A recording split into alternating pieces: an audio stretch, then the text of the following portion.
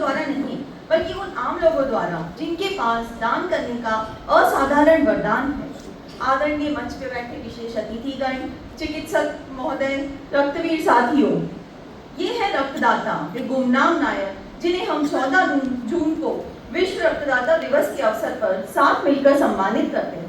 14 जून 1868 में जन्मे नोबेल पुरस्कार विजेता बायोलॉजिस्ट और फिजिशियन कार्ल लैंडसीनर की एबीओ रक्त समूह प्रणाली की खोज ने चिकित्सा जगत को हमेशा के लिए बदल दिया, जिसके परिणाम स्वरूप रक्त आधान चिकित्सा की नींव पड़ी। इस वर्ष की थीम मानवता की एक बूंद रक्तदान करें, जीवन बचाएं, लाखों स्वैच्छिक निःशुल्क रक्तदाताओं को समर्पित एक वैश्विक श्रद्धांजलि है, जिनकी उदारता हर दिन जीवन बचाती है।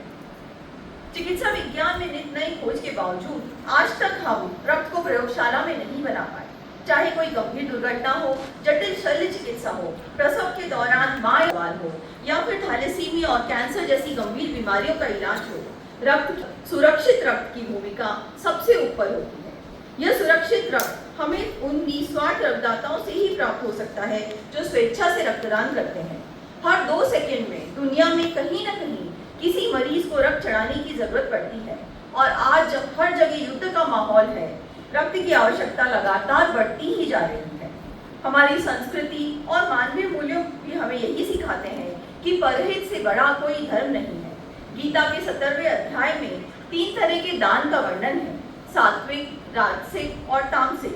सबसे महान सात्विक दान निस्वार्थ भावना से कर्तव्य समझकर सही समय, सही स्थान पर और सही पात्र को दिया जाता है।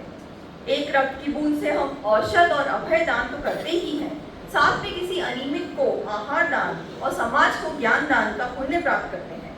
रक्तदान एक ऐसा उपहार है जो सीमाओं से परे है, अजनबियों को जोड़ता है और पीढ़ियों तक गूंजता रहता है। आपका दिया हुआ 1 यूनिट रक्त किसी मरते हुए इंसान की सांसों की डोर को तो मजबूत करता ही है, पर रोज के छोटे छोटे चिकित्सा में भी महत्वपूर्ण योगदान देता है।